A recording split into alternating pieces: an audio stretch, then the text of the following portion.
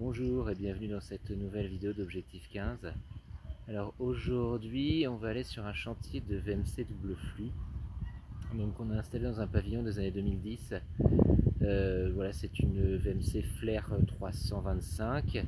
Un petit chantier assez sympa et donc sur lequel on a fait tout le réseau en passant par les rabat-grains, donc derrière les pieds droits du premier étage, qui nous a permis d'accéder à la quasi-totalité de la maison par ce biais-là. Donc voilà, on va tout de suite aller sur le chantier pour voir comment ça s'est passé. Donc la machine Flair 325, donc installée en rénovation. Donc c'est assez rare, mais finalement intéressant. D'habitude je les pose au sol, plutôt en bas sur un socle anti-vibratoire. Là elle est posée au mur. Alors elle est posée au mur avec quand même derrière, alors on va pas forcément bien voir, mais on a posé la barrette sur une bande résiliente. Et donc là la machine, on vient de la mettre en service. Tac. Maison vraiment moyenne, hein. On est sur du 135 mètres cubes heure. Alors je ne sais pas si la vidéo on va le voir à peu près. Si je zoome un petit peu, voilà. Hop, si elle fait sa mise au point. On est sur du 135 mètres cubes heure. Voilà. 135 mètres cubes heure sur le débit nominal. 170 mètres cubes heure quand on est humide, 220 mètres cubes heure quand s'il y a du monde, des choses comme ça. Voilà, c'est le réglage qu'on a fait. Et puis là, du coup, on part directement sur l'étage. On n'a pas mis la caisson de répartition ici. Les caissons sont dans les rabats-grains. Donc voilà, c'est un choix. Et donc on va les passer dans les rabats-grains pour voir un peu comment c'est. Alors donc là, on est dans les rabats-grains. Alors ce qui est bien, c'est que le client a isolé ses rabats-grains, ce qui fait on reste dans une zone chaude. On voit au fond le caisson pour l'insufflation. Donc là, on est juste au-dessus de la machine qu'on a vue tout à l'heure. Hop. Alors je m'avance un petit peu. Là, avec ma collègue, on vient de passer 7 jours là-dedans, donc on commence à les connaître. Hop. Alors il fait tout noir, alors, je sais pas si on voit bien au fond, mais en fait, l'arrivée générale, en fait, elle est tout au fond. Elle est tout au fond, en pignon. Et donc la sortie toiture, elle est ici. Alors on se note bien, hein, comme on est dans la zone d'étanchéité à l'air, là, ici, on a fait l'étanchéité à l'air sur la sortie toiture, ce qui est important. Et puis donc là, on redescend sur la machine qui est donc en dessous. Et donc on a passé toutes les gaines toutes les gaines qui vont aux bouches, on les a quand même passées juste au bord du plafond parce qu'il y a un petit peu d'isolant, c'est pour du phonique, mais voilà, on les suit ici, on les a toutes ici. Et puis si on se retourne, hop, alors on va essayer d'aller voir un caisson de répartition de plus près. Donc ça c'est le caisson d'aspiration.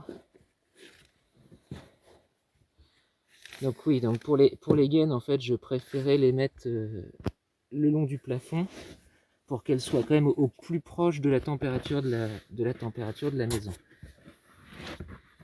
Alors désolé pour les mouvements, mais dans un rabat-grain, c'est facile à filmer. Hop là, voilà. Donc voilà, on a le caisson de répartition. Bon alors, petite chose amusante, on a des gaines blanches et des gaines vertes. Faut pas en avoir peur, en fait. C'est les mêmes gaines. Elles sortent juste... les différents fournisseurs se démarquent avec des différentes couleurs, mais au final, c'est la même chose. Donc, en fonction du chantier précédent, quand on a de la blanche, si le chantier c'est de la Zender, donc si le chantier précédent c'était de la Zender, et ben, les restes sont sur de la blanche. La verte, c'est la Hubink. Voilà. Et puis on voit de l'autre côté les sorties.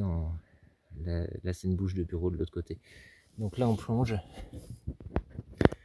On va avoir une petite quantité de gaines là qui plonge en dessous, là, le long du plafond.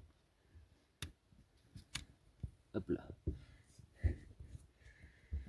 Voilà, là on les voit qui plongent au fond le long du plafond. Donc le client mettra de l'isolant par-dessus et puis il refermera après. Donc là, on avait une difficulté, c'était de traverser la maison sous le plancher, enfin dans le plancher intermédiaire. Donc ça a été très compliqué. En fait, avec les gaines de diamètre 75 qu'on a ici, on arrivait à passer. Mais quand on voulait passer des gaines de diamètre 90, on n'y arrivait pas. Donc on est passé en gaine semi-circulaire, qu'ils appellent ça. Enfin, c'est de la gaine plate. Ce qui nous a permis de les passer. Alors, donc grâce à ces gaines-là, on a pu passer l'équivalent d'une gaine diamètre 90 directement au travers du plancher intermédiaire. Parce que, alors là, je vais essayer d'apporter la lumière. En fait, on avait quand même 6 mètres à traverser sous le plancher, dans le plancher intermédiaire. Sans accès, on avait créé un accès au milieu, mais voilà, on avait 2 fois 3 mètres à passer. En essayant de casser le minimum, hein, puisqu'on est en rénovation, pour réussir à passer. Donc voilà, c'était le challenge, et donc on a dû passer en gaine oblongue. Alors, petite particularité ici, vu qu'on est en rénovation, on n'arrivait pas à se centrer sur le salon. Ça a été le cas aussi sur 2 autres pièces à l'étage. Donc dans ces cas-là, on ne met pas une bouche basique. Là, c'est une bouche qu'on appelle à effet Coanda, donc qui va accélérer le débit d'air en le plaquant contre alors là, pour le coup, comme elle est placée, elle va le plaquer contre le mur. Et du coup, elle va pouvoir permettre d'aller insuffler comme si on était à l'autre extrémité. Hein, on est à 5 mètres, comme si elle était à l'autre extrémité.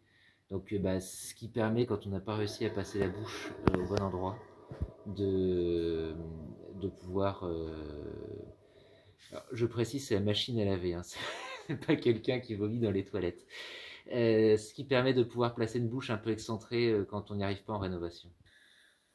Donc on s'est mis une petite commande déportée, qui permet du coup, là on est proche de la porte d'entrée, donc ce qui fait que le client du coup peut accéder très très facilement à ces réglages. Donc il peut passer en réglage manuel, en réglage automatique horaire. Voilà, et d'ici on peut aussi faire tous les réglages machines. Donc, ce qui permet quand même d'être bien autonome sans aller systématiquement à la machine. Et puis là, on est dans une zone de passage, donc voilà, il y a des invités qui viennent, il y a des invités qui viennent, on veut rechanger manuellement la machine, on le fait ici tranquillement sans avoir à aller tripoter directement dans le soft de la machine.